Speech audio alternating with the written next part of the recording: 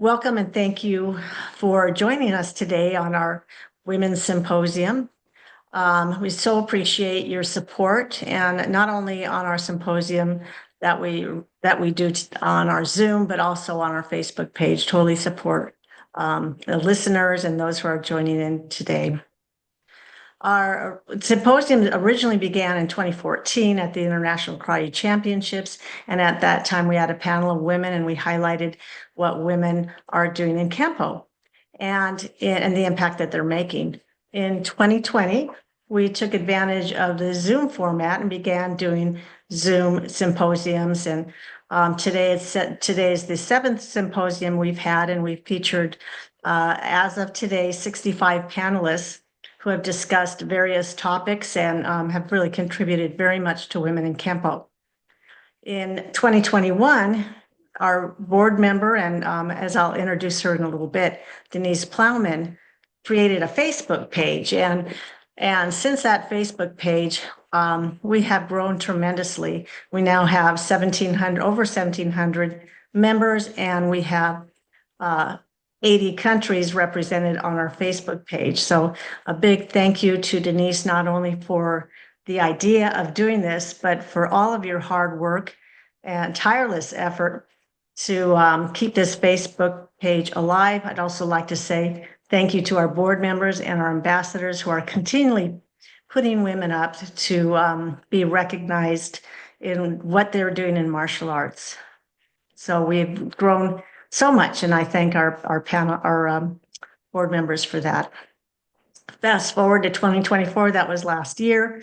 Good friend Lee Duffy suggested that maybe since we've reached such a broad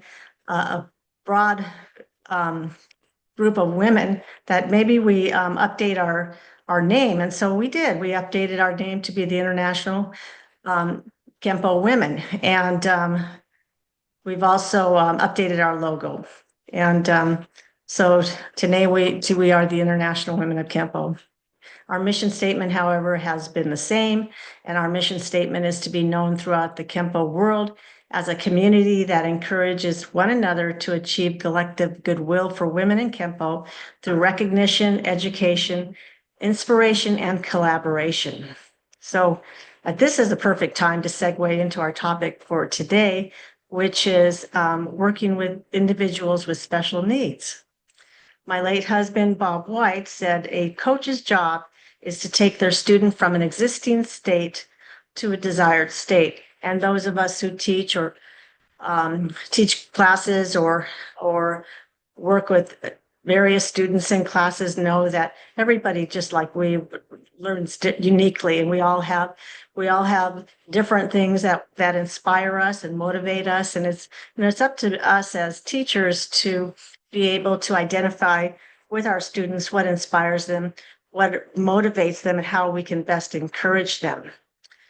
Senior Grandmaster Ed Parker, father of American Kenpo, taught that the art should fit the individual. So to quote him, he said, "The martial arts is not an exact science. It's a selection of variables that can be assembled at any time to suit the individuals and or the situation." So we now have a wonderful opportunity to hear from 3 individuals who work with special needs. I'd like to highlight them because of their passion and their love for not only the martial arts, but for working with individuals with special needs. You'll be hearing from Ken Kellogg, Diana McCrae, and Christy Padigimas as they share their knowledge, experience, passion, and as I said, most of all, their love for teaching both martial arts and individuals with special needs. Before we do that, I'd like to introduce you to Denise Plowman. She's the co-chair and social media director for the International Women of Kenpo. Denise is a 6th degree black belt from Boise, Idaho, who began her Kenpo training in 1994 and is part of the advanced Kenpo training system under Senior Master John Sepulveda. Denise, again, you've done such an impact for women, and it's a pleasure for me to be able to, an honor for me to be able to introduce you. But this time I'm going to turn this all over to Denise. Thank you, Barbara. And welcome, everybody. I also would like to introduce Barbara. She is our leader the one who began this back in 2014, and has since been obviously an integral part of the International Women Kenpo community and team. Barbara began her martial arts career in 1991 and is a seventh degree black belt and the owner of the Bob White's Karate Studio in Costa Mesa, California. So first off, thank you, Barbara, for starting this journey. It's been over 10 years now, and it's amazing how much we have grown into this. So many kudos to you. For today event, what we're going to have is three amazing panelists who will be answering questions specifically for them regarding our topic today on teaching individuals with disabilities. Each panelist will have three questions they are responding to. Once they all have had the opportunity to answer their designated question, we will then open it up to the community for any further questions that you may have. During the course of this event, if you have specific questions you want to ask, please use the chat option in the Zoom menu. And if you want to target a specific panelist, make sure that you include their name in your questions so we know who you are asking that question to. At the end of all of our questions and answer period, we would like everybody to come back on so that we can get a group picture of everybody, so to add to our posting on our Facebook page, and just keep for our records. So we thank you for joining us today and supporting the International Women Kenpo team. We would not be able to do that without all of you. So let's get started. First off, we want to introduce Mr. Ken Kellogg. Ken Kellogg began his martial arts journey in 1979 at Bob Perry's studio in Garden Grove. He was there until 1985 when he went to Bob White's karate studio. Ken then trained with Mr. White and Dale Walker until 2000 when he decided to train at Mr. White's studio exclusively. During this time, he ran a karate program for 19 years at Calvary Chapel, Costa Mesa. When Calvary Chapel, Costa Mesa cut out all after-school programs in 2006, Ken began teaching at two elementary schools and the Fountain Valley Recreation Department until he opened up his own school in 2009. Ken has been on several television programs, news programs, and a couple of movies. He has also been on an ESPN special as well as a movie currently in pre-production based on one of his students, Jeff Pfeiffer, who has cerebral palsy. He has, over the years, been blessed enough to work with many students with different disabilities. Ken was featured in the magazine World's Best Martial Artists and has been inducted into the Martial Arts Hall of Fame. So, Ken, thank you for being here and welcome. Thank you. It's a pleasure to be here with so many awesome, powerful women. I love it. Thank you. So your first question, how do you adapt traditional Kenpo techniques to suit the abilities of students with special needs? Through practice to start with, you have to find out as much as you can about the individual by talking to them, talking to their caregivers or whoever is with them. But one thing I found out is they just want to learn. They'll tell you what their abilities are and they'll show you. If a person's in a wheelchair, we actually bought a wheelchair so that we could sit next to them and understand how they were moving and how they were motivated. But it's always, it's always hard to do because they're all different. But sometimes they're reluctant to discuss their own issues. And I understand that. And we just kind of work through it slowly and patiently. I love teaching. The reward is just amazing. Great, thanks, Kim. Question number 2. What challenges have you encountered while teaching Kenpo to students with special needs, and how have you overcome them? Good question. A lot of the special challenges have to do with what their needs are, and we have to kind of adapt to each and every person. They're trying real hard. They're there because they want to learn, they want to do it, they want to be part of something. One of the things that we do, because it makes it hard for the other students if they don't understand what's going on. So we give them privates, but we also put them right in the group class so that the students will get to know them and understand them and talk to them. They participate in our drills. It kind of helps everyone understand a little bit. The biggest problem I think I have is some of the people who you can't understand what they're saying. And I found out through practice that all you need is patience. You just have to listen to them, maybe like you're listening to a slow tape recorder. You know, you just kind of get it, and pretty soon you got it. It's just, you got to stick with it. You got to look at what they're doing and figure what you're doing is nothing compared to that. So. Great, thanks, Ken. Your final question. How do you encourage the development of social skills such as teamwork and respect among your students? Yeah, a little bit of what I had said before too is that we integrate everyone into the system so everyone can kind of be part of it. We want to make sure that everybody introduces themselves to the new student. And the kids nowadays, we've had so many, they just go right over and introduce themselves to them and say, come stand by me in the class, you know, and I'll help you through the first part. And then we split them off and kind of take one aside for a little bit, and then we put them back into whatever group activity we're doing. And depending on what they can or can't do, some people don't like to be touched, some people don't like to be even looked at, or some people you can't understand. There's just a lot of different things. You just learn to, you know, you'll work through it. A lot of times the caregivers will help you with that. You know, if it's their parents or it's just a caregiver because they're an adult, they'll kind of walk you through it and say, you know, this is what we need to do. He doesn't like to be touched, so don't touch him. I've had that many, many times. I'm sure everyone here has. And you just work through it. You figure it out. Thank you so much, Ken, for all of your input. So valuable. Next up, I would like to introduce one of our board members, Jennifer Gibson. Jennifer is a second-degree black belt from Bob White's Karate Studio in Costa Mesa, California. She has been a board member for the International Women of Kenpo since 2022. Welcome, Jen. Hi, nice to be here. So today I'm introducing Diana McCrae. And Diana is a dedicated Kenpo karate black belt with extensive experience in teaching martial arts to individuals with diverse abilities, particularly through her specialized program, Para Karate. Her teaching career began in 1996 in Coeur d'Alene, Idaho at TESH, an organization supporting individuals with disabilities, where her class received a special recognition award. In 2002, Ms. McCrae opened her own studio in Post Falls, Idaho, and began teaching self-defense annually at the Special Needs Recreation Camp All-Stars. She also has been certified to teach the Bully Buster system through the Martial Arts for Peace Association. A pioneer in the field, Ms. McCrae created a yearly karate demonstration for Special Needs Recreation's talent show, showcasing her students' abilities. In 2003, her demonstration team, the Flying Dragons, performed throughout Kootenai County.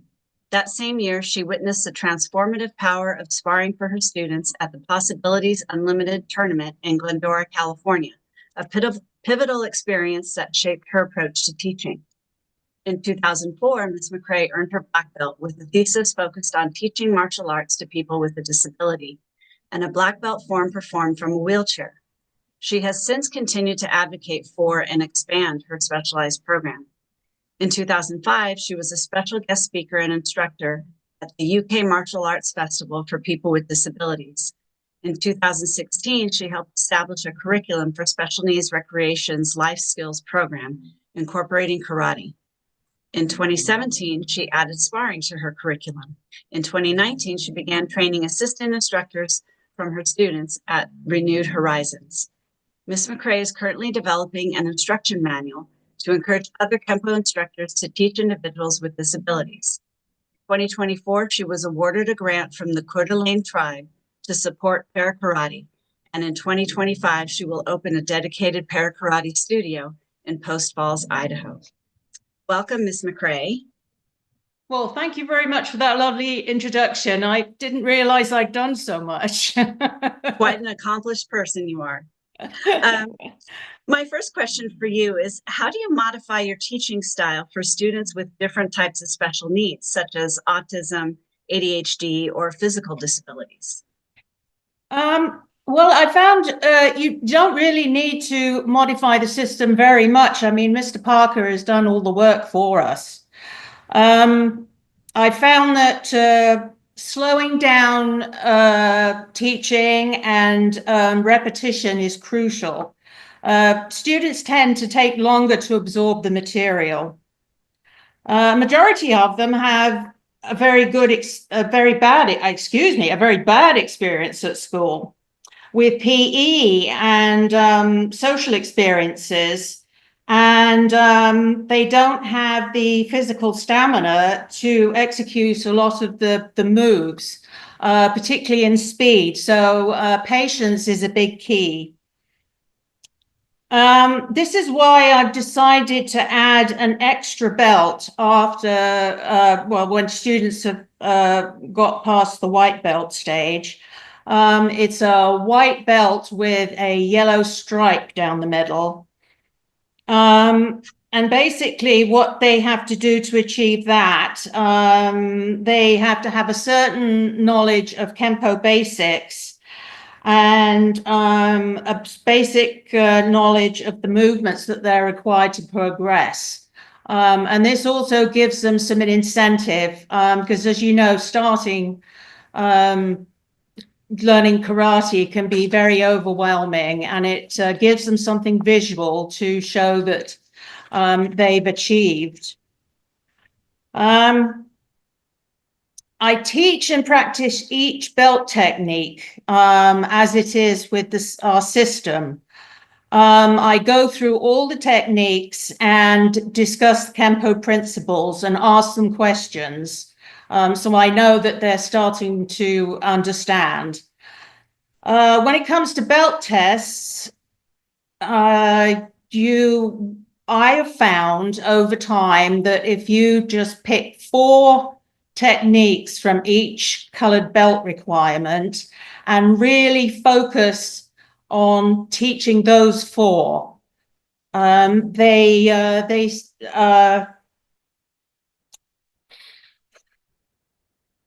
it helps them to focus just on 4 techniques. It gives them a much bigger sense of achievement and the time it takes to get each belt. I also like to know that they understand about principles such as marriage with gravity and using torque to add power. Now, neurodivergent students do best by non-linear learning. Non-linear learning means that it's very much like doing a jigsaw puzzle. You open the box and you start with all the flat-sided puzzle pieces. So you have the outline of the puzzle, and the rest of it is filling in the hole in the center. I find that's the best analogy to give everyone. Linear learning, as opposed to non-linear learning, if you don't know what the phrases mean, linear learning is the way that information is taught in schools. So it's a progressive step-by-step learning process. Neurodivergent students have a lot of difficulty with that. They can only, I would say, hold on to 2 separate instructions at one time. So I found that very helpful to understand that in teaching. I've also found that visual aids are very helpful, both written and pictographic. Some students do not read very well, if at all. So pictures are extremely useful for their learning. I have a dry erase board at my studio, and I draw pictures and cartoons and things like that to support what I'm teaching. One of my best visual aids is blue painter's tape. Particularly for conveying the stances that we need to do, neutral bows, horses. So I just put the tape on the ground, and the student has a visual reference of where their feet need to be. After a while, I can just take that away and they're off sailing.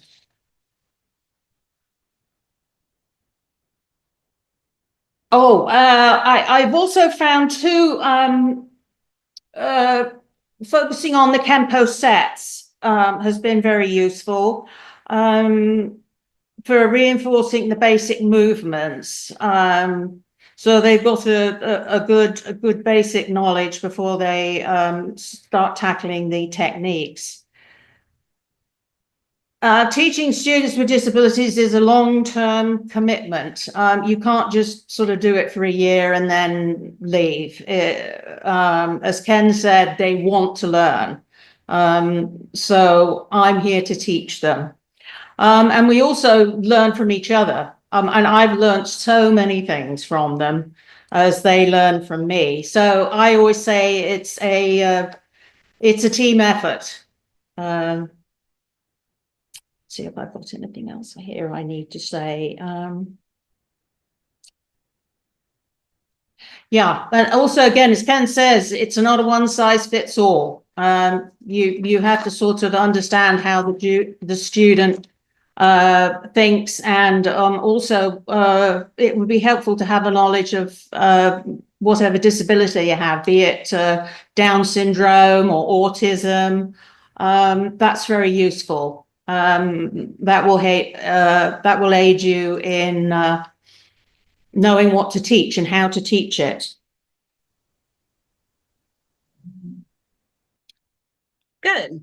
Well, can you share with us what training or resources have you found most valuable in preparing you to teach special needs students? Well, personally, I found Mr. Parker's Infinite Insights into Kenpo. The books 1 through 5 have been the most valuable resource that I've ever found. He's got it all laid out there logically, and it's helped me with my my teaching. I would say number one. Books and instructions on teaching martial arts to people with disabilities. I think through my research, I only found 2 books on the subject, and these were published in the UK. But it did give me a start, and it had pictures of people with disabilities doing karate, and I think that was one of the most important incentives to me.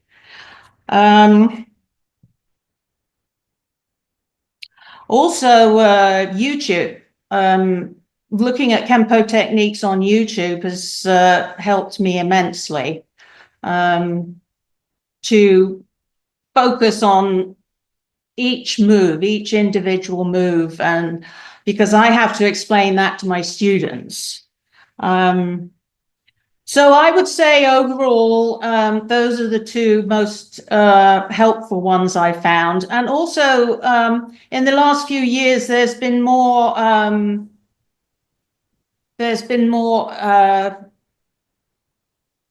information on teaching karate to people with disabilities. So you can also just Google it.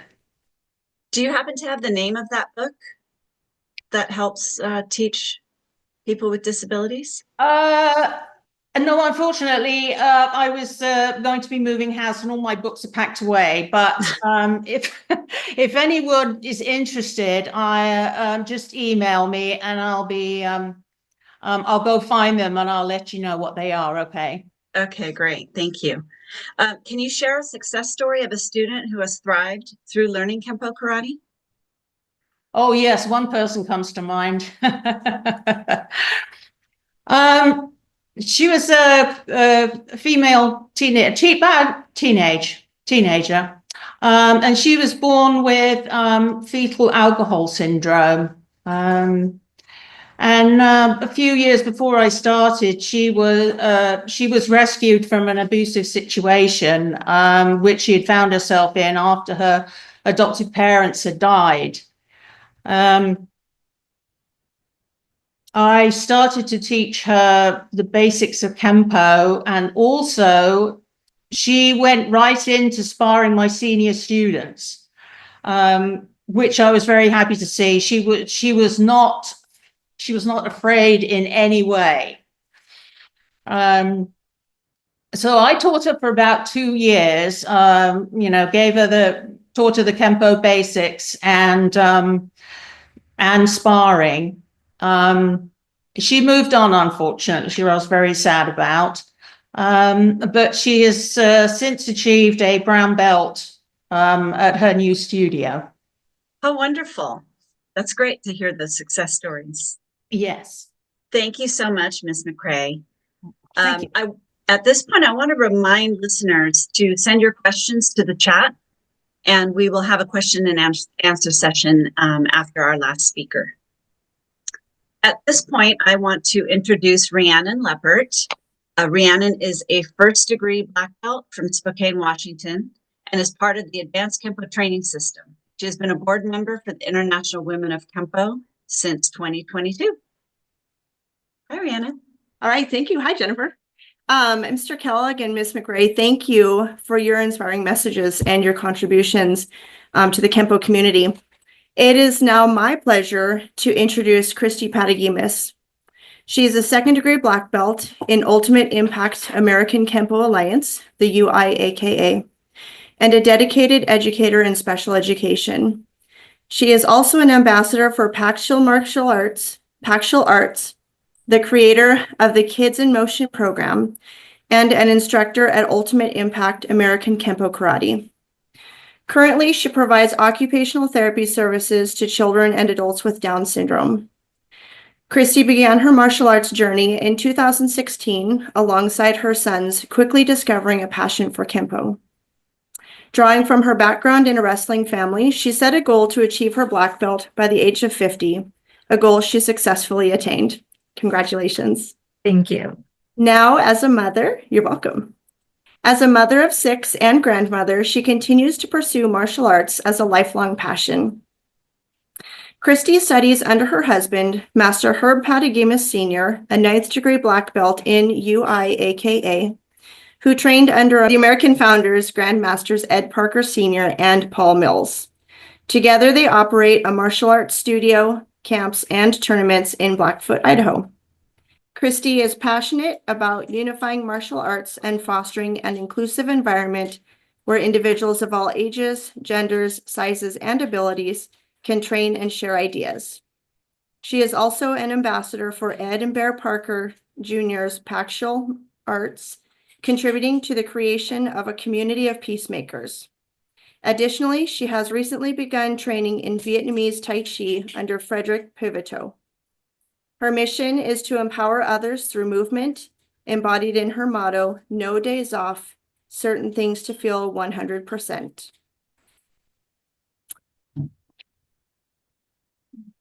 Okay. So, Christy, the first question for you is, how do you measure progress and celebrate achievements for students who may learn or perform at a different pace? You know, when I think about this in regards to disabilities, really, it's actually easier to celebrate their success. They're amazingly excited. The whole class, even the instructors, are even more glad to see them overcome some of their weaknesses, because all it does is help us be able to overcome our weaknesses. Other things that we do, just like Diane does, we integrated a yellow stripe right away regarding basics, 2 techniques, and right now we're including the form 1, and a kicking set. So that, and now we're having everybody do it, not just people that maybe are struggling, because we've found that some people are going to take a lot longer. I mean, if you think about it, children and adults or anybody with disabilities, all it is they're going to just take a little longer. And this is what I love about the pathway of martial arts. Martial arts is a way that we're able to progress at our own level, in our own timeline. I mean, I've heard of people take 20 years to do their black belt. I mean, maybe they had to take a break. Maybe something stopped them in the path, but it really did help them in that. Wonderful, thank you. How do you address sensory sensitivities such as noise or lighting during training sessions? So you always have a few that struggle, right, with either too much sensory, right? Even people without disabilities. But I think if everybody starts to be a little bit more caring and work together as a team, our best thing is we try not to set a stone schedule. Of course, we always think about what we're going to teach next, and we wait until we see who's there. See, let's read the room, let's get a feel. Is there a good feeling? Like everybody's been having a pretty good day? Has the weather brought people down? Has something in the community got them all excited? So now they're even hyper, or a holiday has got them crazy. So then we have to address that. I have found when we say, hey, guys, we got to quiet it down. We've got a few people, and not singling out maybe the person that the lighting or the noise is bothering, that they're amazing, the respect that they'll give. And isn't that what we're trying to teach, is that discipline, that respect, that ability to be able to conform. I mean, I want to remind everybody though, we aren't in the business of trying to make it, we're not trying to baby them. We're trying to empower them. We're trying to get them stronger. We're trying to get them being able to communicate even more than what they've done before, give them that self-confidence. So we have to be careful that we don't baby it to a point where we're not strengthening them. So I like to start them out, especially if they're first started. But as they progress into classes, it's okay. Like they start having a fit or they're having troubles. You're like, hey, come on, you got this. You can handle this. It's only 20 more minutes of class. I mean, I have some kids that they want to sit down, right? They don't want to stand up the rest of class. But realistically, that's what we're trying to teach, is that we push forward. Because like even people with disabilities or that don't have disabilities, they say that we all perform at about 40. And that's when we want to give up. That's when we want to give in. That's when we want to stop. But realistically, we have 60% left of us. And when I see studies like that, that's when I recognize, okay, this is what the grandmasters before us created this for, is to push us to our full limit in a mental, physical, and every way state. So I don't know. I ask them though, and we just have to be aware. And I like that. Teach us to be aware. All of a sudden I see somebody not participating, or they're squinting their eyes like, oh, I can't handle this, type of thing. Then I pause for a minute, and there's nothing wrong with other people seeing us pause, because that makes us be more attentive to the individual and go outward. Because I've found in martial arts, a lot of times we go inward, and it's good, but we have to let go of that ego eventually. Like we want to go inward, work on ourselves, empower ourselves, have that confidence. But then after that, what are we doing? We're going outward and we're helping other people. That's wonderful. Thank you. How do you involve parents or caregivers in the training process? So I try to work really hard at talking about what their goal is. What's their end goal? What's their reason? What's their why? And we have to ask that every once in a while back again after so long, because the why can change once they start and they see the progress. So I do like them coming to class and seeing what we're doing and emphasizing it at home, because we're pretty adamant. And I think we've all gotten away from this a little bit too much in the martial arts world, where now they come to class and they only come to class and they only practice and learn at class. Well, that necessarily isn't the same. I try to tell them straight out, this is like piano lessons. You come, you learn a lesson, you go home, you practice, you come back, you learn these different things, then you get one more thing added upon you. But then you can't forget all the other extra things that you've learned too. So definitely we're changing the focus, because they have a harder time, especially those with disabilities. But honestly, you guys, like, don't we all have some form of disability? And when we go into a pathway like martial arts or any pathway, it's right in our face. And we have to work on that weakness. We have to make it that strength, or we can't keep going forward. We're at a stop. And that's why, like, I call it my positive hour when we come. And that's why I say no days off, certain things to feel 100%. We have to do those things that get us excited, want us to do more. And when we find a block in our practice or martial arts, usually it's a block we have in every other area of our life. It's in our family, it's in our education, it's in the community, or just our ability to speak. And so we have to get past that. So if we start thinking of all of us having these different weaknesses and we can help each other, and that's what I love is people aren't afraid in the martial arts world. They're not afraid to tell you that you're doing something wrong or something right. And we celebrate with each other, but we also like kind of hold each other accountable. And I think we can not worry about doing that for just people that have an outward disability, because we all do. We all have something that we're working on. Beautifully said. Thank you. I'd now like to introduce Heather Flessing. She's a co-chair and media designer for the International Women of Kenpo. Heather is a 4th degree black belt from Bob White's Karate Studio in Costa Mesa, California, and she has been a student of Kenpo since 2009. Right. Thank you very much, Rhiannon. So what we're going to do now is I haven't had anybody send in any questions in the chat. So if you have any questions, please make sure you send them. We have a couple of extra questions we prepared beforehand, just in case we wanted to ask a few more topics of the panelists. But if you have something that you really want to know, please send that in, because I would love to have you ask the panelists that.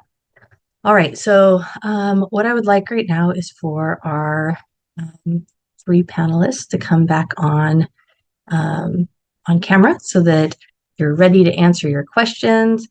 Go ahead and add you so everybody can see. Spotlight you all.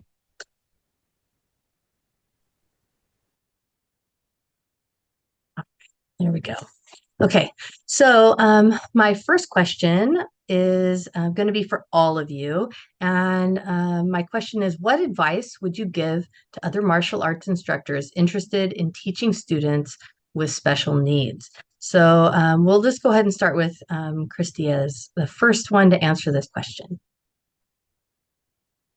Not to be afraid. I mean, like how Diane said, and even Ken brought it up, they teach us more and help us more than what we even do for them. I think about that even as a parent, you know, our children are do more for us, way more than we do for them. So don't be afraid of it. Do a private if you need to help them from time to time, but definitely get them in the regular classes. It's best for all the students. Right.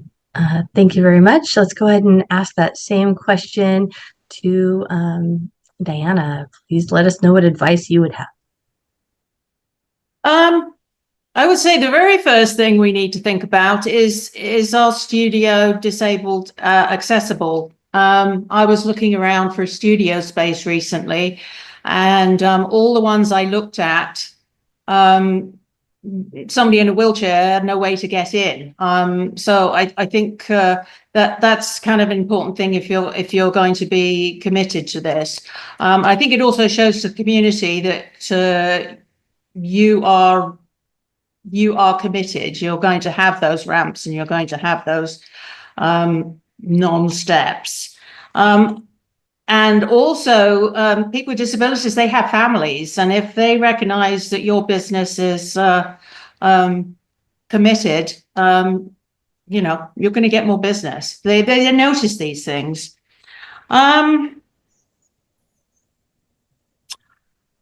Couple of things I won't drone on. But I found it when Christy was talking about practicing at home, they have a hard time really doing that. And I would totally agree with her there. What I found works is if you get them with their phone and videotape you doing the form or the set or whatever you want them to do, then they have a reference right there in their hand, because most people have phones these days. So I think I found that very useful. And the other thing I was just going to say, and I think sort of Christy really emphasized about, it's a team effort, There's a phrase that I heard from Mr. White, and he said that no one cares how much you know till they know how much you care. And I think that's the second most important thing. Great, thank you. That's good advice. And now, Ken, what advice would you give? Well, thank you. You ladies were awesome. Covers a lot of the same information. One of the things we do is we try not to draw attention to the fact some person has a disability, but more to the fact that they're in karate and they're trying to learn. So we're all going to help them. Everybody's going to jump on board. Everybody's going to help you. Nobody cares what you have or don't have. Like was said earlier, we all kind of have some disability somewhere. I mean, I certainly have it. It's hard to see, I know, but so we try to have a good time with them, but we also assign homework, to the, if it's a person in a wheelchair, to the parents, what you have to help them with. You have to go through this and you have to go through that. Let's try to see an improvement by next time we see them. And we also videotape it. I have a book or a pamphlet, I guess you could call it, that I put together for deaf people for sign language. So we have a couple of those in our class right now. So it's really helpful for the other instructors to be able to look at that and go, oh, okay, we're doing our best, and if they're having a good time and they're laughing because my sign language is so bad, it's still good. It's still good. They're learning karate, they're trying really hard, and it's just all about making a family out of it. All right, thank you.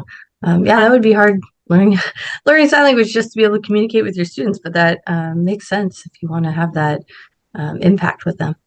All right, great. One more thing, yes. Heather, on that. Sometimes I don't want schools or studios to get discouraged if they're not up to this task too, because I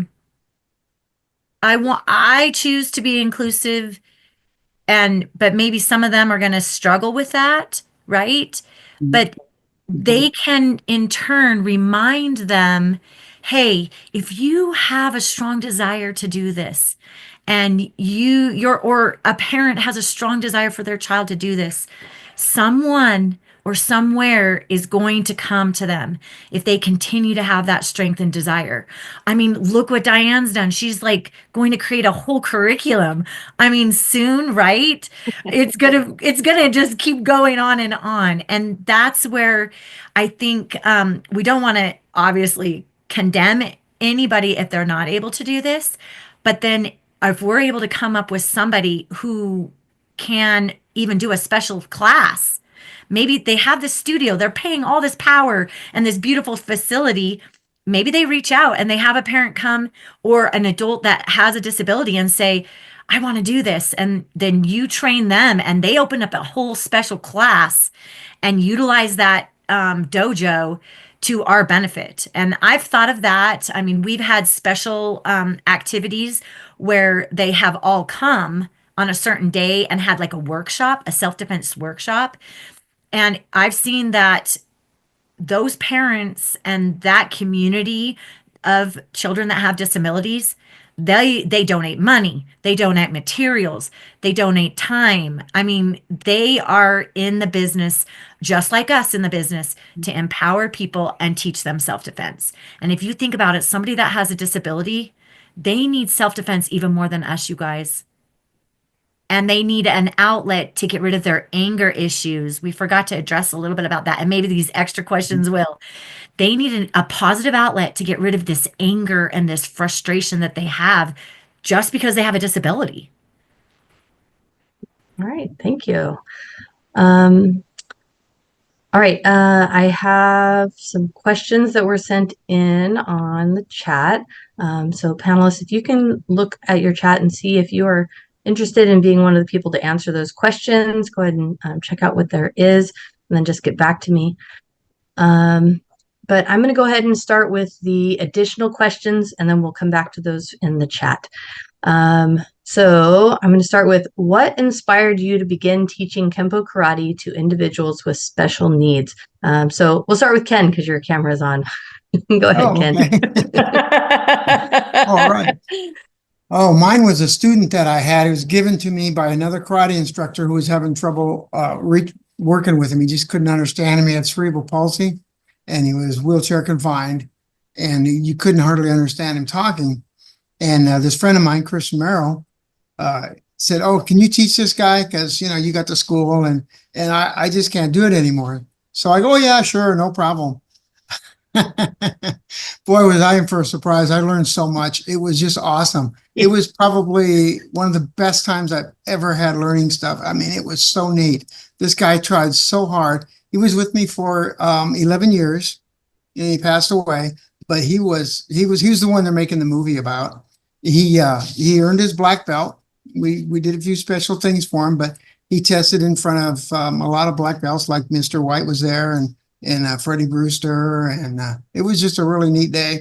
And this guy, he was there every single day working so hard. And I thought, I say, my leg hurts this morning. Oh man, that really hurt. I don't know if I can make it. And then I think of Jeff, this guy, he's got cerebral palsy. He can hardly talk. He can't control his muscles.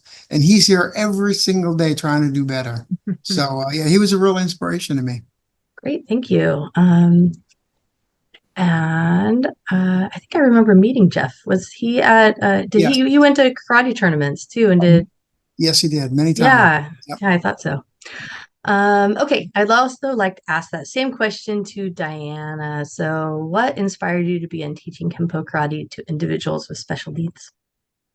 Well, my son actually. He was born with some people Soto syndrome or cerebral giantism. So he was about twice the size of a normal child. And I'd been all to the meetings and getting funding and working to get the services that he needed. So they needed some stamina to get what was rightfully theirs. The other thing that really pushed me forward was finding out that people with disabilities, as Christy said, they need karate training. They are more likely to be physically attacked in the community, and the girls are more likely to suffer sexual abuse, which is another thing karate can help us with. My son also too was shot with plastic BBs in his apartment building by some unsupervised youngsters. I took him to report it to the police and they didn't do anything. So, if we can prevent this and give them some tools to look after themselves, I think that's extremely important. I think that's all I got to say. All right, great. Personal inspirations like that, can really bring a lot of power to what you have a purpose to do. So, all right, next question. How do you balance discipline and structure with flexibility to accommodate the needs of each student? So I'd like to ask Christy that question. That is a hard thing. I like to keep my upper belts coming down to those classes and actually help me so that we can do everything together at the beginning of class, and then we do a break offs. And that's where I have to utilize some help there. Now, a lot of times we don't have that. So then all of a sudden, it's a little bit chaotic and I'm saying a lot of prayers. But like I said, like when there's a desire, God provides something to happen. Or maybe even one of the older students, to say, hey, you're in charge of Form 1 over here while I'm working over here. And I've found that's what we want to create, right? Is that leadership. I always learned from my instructor that we aren't teaching students. We are teaching instructors. They may not open a dojo. They might not have this big school, but they will probably teach their brothers and sisters or their own kids or, you know what I mean, a roommate. Something that's going to help maybe even protect their life, or just to give them that confidence to get out there and do what they want to do. I've seen people come to martial arts and only stay for a little while, and I'm keeping in tabs with them and checking on them, and they've gone to do amazing things. And I know deep in my heart, it makes me feel so happy that we planted that seed, right? You guys, we planted that ability for them to overcome and do whatever they decide they want to do, or even tell their parents, hey, I don't want to do this anymore. I want to do this. Or I want to buy a keyboard and learn how to play the piano. I mean, different weird things that you don't think, because our kids or all of us, we're people pleasers, right? And we sometimes don't please ourselves in the meantime of it. And I've seen a lot, especially with disability people, come out and communicate like no other. And I'm like, whoa, where did that come from? But it's karate. Great, thank you very much. Okay, Diana, did you want to answer that question? It Yeah, was, yeah, okay. yeah, So, I'm here. yeah, so go ahead. I found one of the best things that I've introduced in the last 8 months, I suppose, is before opening of class, we do some deep breathing exercises and meditation. Not very long, just, 3-4 minutes. And I found that they focus so much better than when I don't do it. So I advise that really helps. The other thing is also too, I introduced sort of like a recess halfway through class. Gaining all that information is really tiring and stressful. So we just have a recess, just like at school. We'll, throw a ball to each other or, kick a ball to each other. And it shows them how fast they can move when they want to. So I've learned a lot just playing a ball game with them. The other thing is, you've got to be enthusiastic. I mean, if you're enthusiastic, they're enthusiastic. Oh, and the other thing, I have one of my students. He has oppositional defiance disorder. So anything you'll say, he'll try and do the opposite, or he'll just stand there and not do anything, or lie on the floor if he feels like it. The best thing with that is, don't get angry. The best thing you can do is just ignore them as much as you can. And then after a while, they'll find that they're missing out on all the fun, and they'll start being on the team, basically. That's one of the best strategies, I think, for dealing with the difficult student. Those sound like actually really good just strategies to keep all students engaged. Yes, exactly. I mean, even if a Yes. kid doesn't have ODD, if they're just not wanting to do what the class is doing, use that strategy. So great. I'm going to go ahead and go back to the chat now with the question that was asked to all the panelists. So what is your process for setting expectations with students and their parents when it comes to how students will progress? Other than belt promotions, do you have any kind of established milestones? And I think we talked about that. You had that intermediate belt between the yellow and the white, or white and yellow belts, right? But are there any other things that you have that would help parents understand student progress, or students understand what their progress will be, and their expectations that you would set for them? So anybody want to go with that one first? I'm thinking on that. We have to remember I think sometimes in the martial arts world, in our quest for self-confidence, and we kind of get inflated egos a little bit. And so then we become very judgmental just as a normal person in this whole world. I'm not saying just martial artists, but um and we have to remember that our instructor, if he belt levels somebody, especially if we can see a very strong disability, but even if we don't see a strong disability, we need to be more honored or more honorable or trust him or them, whoever the board is, that they gave it for a very big reason because they're looking at a different level than even me. I mean, I'm just a second degree black belt, so I'm still learning so much in this regard. But I've noticed lately my mind flip about it that if we are going to honor and have loyalty to an instructor who perhaps gave a blue belt or black belt, even, what's to say that it's an honorable black belt? And what does it matter? Like they worked their tail off. Look at Ken, 11 years, you guys. I've been doing martial arts for over 9 years now. And I'm still just barely learning things. And he like probably didn't even take a break like I did at my blue belt. And it wasn't a long break, but it still was enough of a break. Like, oh, am I going to be able to go back to this? Because that's when it really started getting hard, you guys.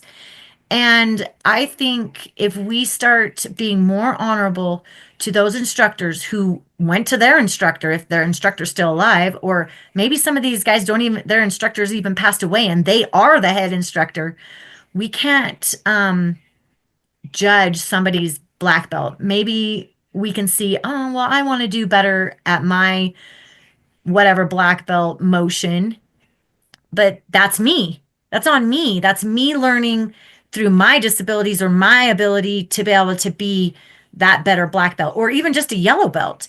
We have a saying in our school, like, do you want to be a yellow belt or do you want to be a black belt yellow belt? You want to really know your stuff.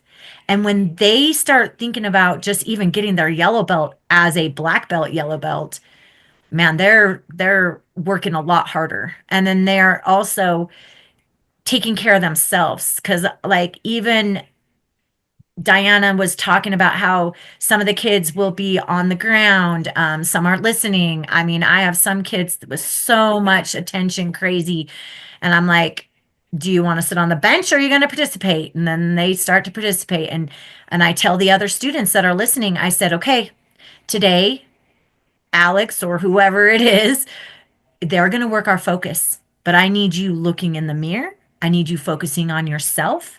You're not trying to be better than Alex, or Alex isn't trying to be better than you. You're trying to be better than you were just the other day. So, it is tricky though, because I have to tune it out myself. I just want to be like, okay, you want to sit on the bench or do you want to participate?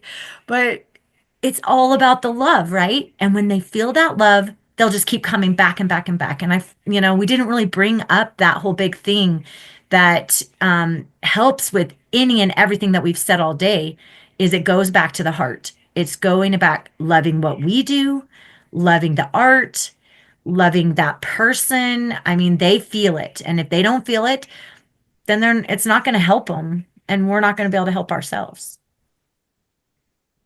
All right, great. Thank you. I think, Ken, you wanted to answer that question. Yeah, Next. yeah. That was a good answer, by the way. Good stuff. One of the things I do when I first meet the students is we set some goals for them so that they can have a different meter sometimes. They can't perform certain techniques just because of whatever disability they have. Like I have one student who's missing an arm. There's just certain things you can and can't do. So we set goals for them. And one of the goals we always set for them is, I want you to go to a tournament. You don't participate, that's okay. I want you to go. 90% of the time they end up participating. They really want to be part of it no matter what. And the other thing is inspiring in class. No matter what your problem is, we're going to get you to spar with somebody. If it's one of the instructors, you know, if it's one of the other kids, and our kids have become so good at behaving themselves and not trying to look really good when they're sparring with someone. It's really fun. I get also students sent from the Orange County Department of Corrections, the probation department. They've over the years sent me a few students who needed some discipline. And so that's a whole different category. And for them to accomplish certain things like showing up to class, you know, your minimum is 2 days a week or you're breaking probation, and I will go and turn you in. And so it actually, we've had some really neat students come out of that program. It's been really fun. So it's just different goals for depending on where they're at. Hey, thank you. Diana, your turn. Could you give me the question again, please? Yes, I can. Thank you. It has been a while since that question was asked. We had some good long answers that were great.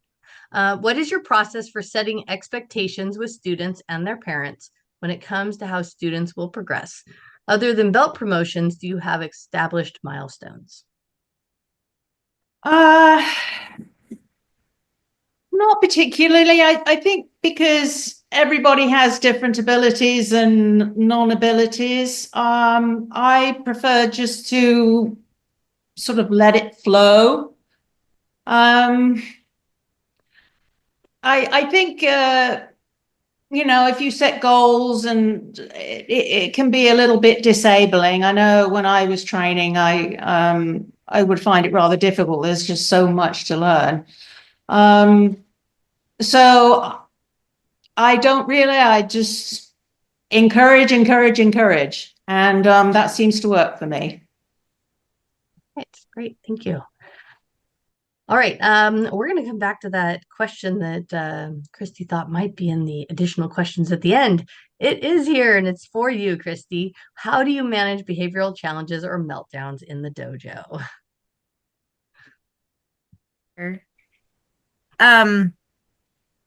Okay, I actually like the challenge sometimes for that, because first of all, I try to avoid the bad behavior, right? Because we don't want to give them all that attention for that bad behavior.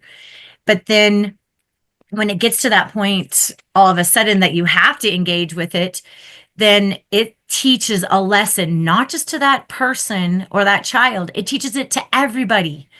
And so, not that I'm trying to single them out and cause a problem, but it's an opportunity. And if we think about it as an opportunity, then it works out. I mean, sometimes it's just pulling them aside at the end of class and saying, hey, you know, I need you to be my stalwart. I need you to be the leader. Can you please try to work on this and come back to class? And so you kind of give them that special assignment. Give them that attention like that instead of the attention when they're doing something that's wrong. And I remember there's this one boy, he struggled so hard staying down in his stance. Like he didn't want to get down there. He was almost defiant about it. Like everybody else, I mean, obviously he knows what I want him to do, stay down in his stance. Well, you know, I just did it in fun, and I had my, you know, my club sticks, and I was just going around tapping the back of each other, you know, the legs. And he, you know, he wanted to fight it, right? So I just kept tapping it, get a little harder. And he did. He had a total meltdown, started crying, ran out the room. I said, go have a break, you know, come back when you need to. And literally from this day forward, he's down in his stance. He listens to me. His parents say, hallelujah, the kid actually listens. And you know, I was doing it out of love. I wasn't doing it to be mean. I wasn't like the battle sensei, you know, knocking him down with a stick. But he knew I was serious and I was going to keep adding more pressure till he listened. And honestly, he loves me. He gives me a hug after class every time because I set a boundary with him. Great, thank you. I've noticed that because, you know, I'm a teacher, and when I have students in my class that just have a meltdown, it's just let them have theirs. Just make sure everybody's safe. They have theirs. They come back. you have a little conversation about, what can we do next time or whatever, but they see you care about them, that you aren't like angry that they had this meltdown that they couldn't control, or, it's really hard with students who maybe have those emotional issues, or, have, autistic tendencies where they just don't know what to do with all of these emotions, and just letting them, you still care, and you're not going to just let them, you know, not progress, that you care enough about them to let them know you want them to continue. So yeah, I totally agree with you. All right. Let's see. Our next question is for the group. Anybody have an answer? This is from the chat. So have you had any experience with using music to help a person with autism, for example, to stay focused or motivated? I find it's more of a distraction during karate. Focus can be very difficult sometimes. So I sort of always tell them, I'm a black belt. I've got my black belt, so I don't need to mess around or anything like that. No, it's just an extra distraction. Though it's a wonderful question, and I was thinking more you could use it, when maybe doing performances with forms, maybe to music would be very beneficial. But I haven't actually tried it yet. Okay, awesome. Anybody else have an answer, or are you guys, rest of you all good? I have with the little kids. I've found that it's really helped them a lot. So I do a little kid, little ninjas. It's a little preschool, 2 to 4 years old. I mean, so it's pre-kindergarten. It's kind of their first experience. Just give them time on the mat. I put music on, especially at the beginning, and they're just working on the different things, their kicks and punches and different things we're working on. I also put on like a meditation music sometimes, because I'm like Diana, I do like integrating meditation. In fact, that was one of the first things when I went to karate personally.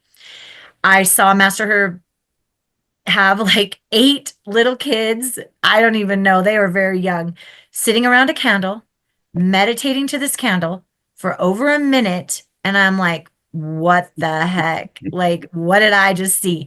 And then they're literally intently listening to him as he's telling them, okay, the best rules of a good life is to talk kind to yourself and to others, and, on and on. And I was like, okay, I want a piece of this. Like, if he can get people to sit, or little kids to sit like that.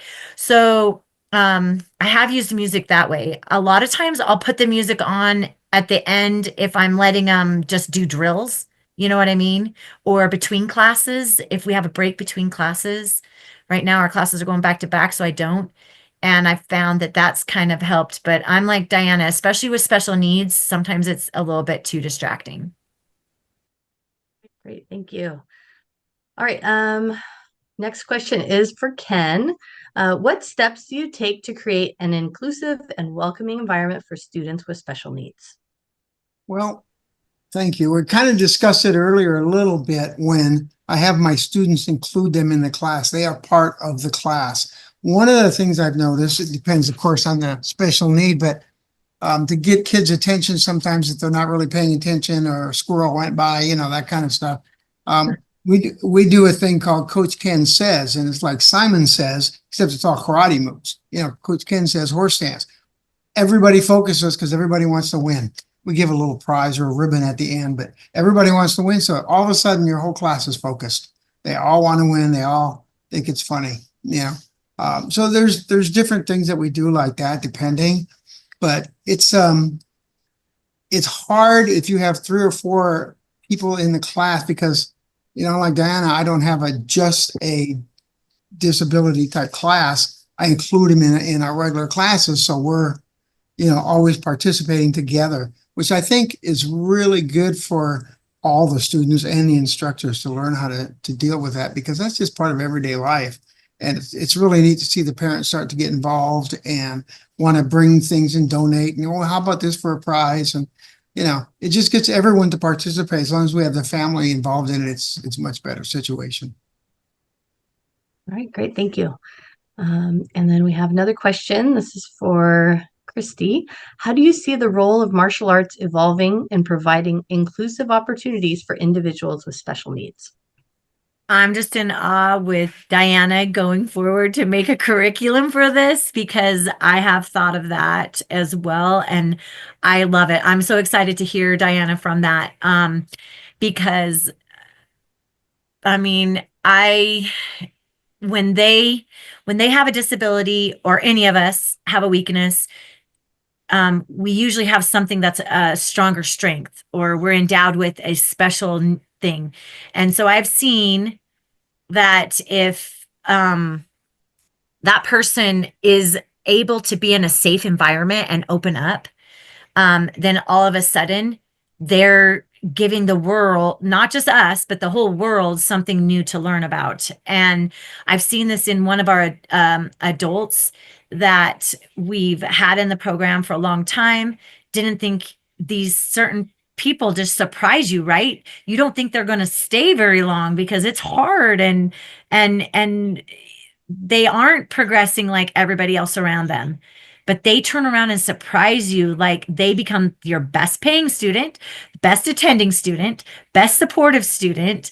And in the end, they're the ones that are there to kind of help instruct or help somebody else that comes in that might need a little bit of the extra attention that you don't have time for all of a sudden.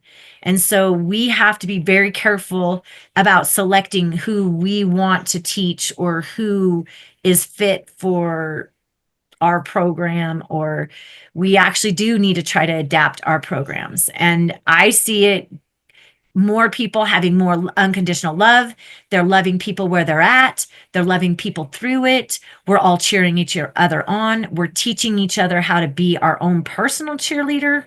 That's the one thing that I've learned from martial arts, that we have to cheer ourselves on. And if we don't, then we get lost in the sauce too, and we lose that vision of perpetuating the art. And definitely, I think there'll be an amazing opportunity for more people with special needs. It's perfect. All right, great. Thank you so much. Well, I don't see any other questions in the chat, so I think that will be the end of the questions for our panelists. We really appreciate the time you've taken, and I'm going to go ahead and ask Barbara White to come back on camera, and she has some closing remarks for us.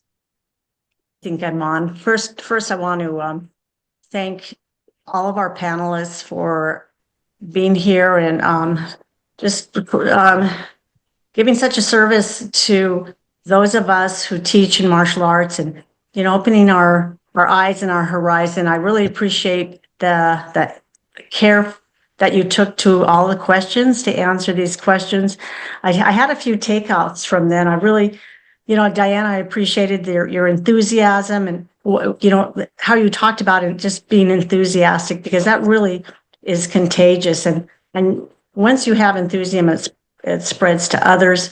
I did take some notes, because I have two disabled students that I teach. One is 3 times a week and private lessons, and another one. And I very much enjoyed the answers, and most of all, the passion and love that you have for teaching individuals with special needs. It just makes us better people.